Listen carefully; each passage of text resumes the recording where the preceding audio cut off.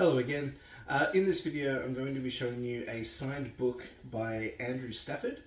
Now Andrew Stafford is an Australian author and journalist. He writes for some music publications as well as some newspapers in Australia.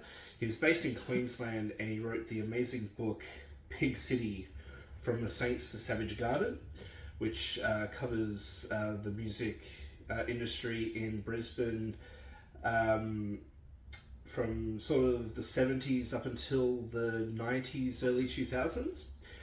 And I really love this book. I'm not from Queensland, but I loved a lot of the stories about just the local music scene, and I could sort of attribute it to the local music scene in Melbourne somewhat.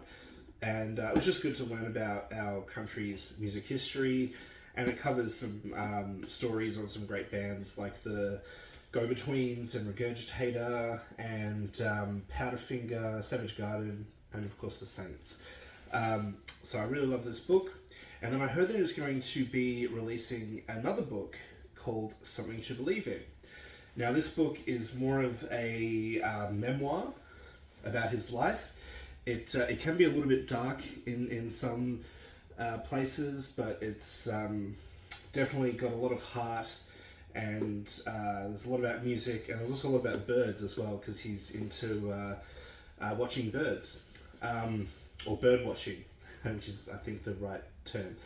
But it's a really good book, and when it came out he did a in-store appearance and Q&A at Gravel Records, which is a famous record store in Melbourne, in Paran on Gravel Street. And he signed my book, and let me just find it. There's some amazing quotes here from people like Peter Garrett and Miff Warhurst, so you know it's a good book. So here he is. There's a picture of him there, and it says, "For Tim,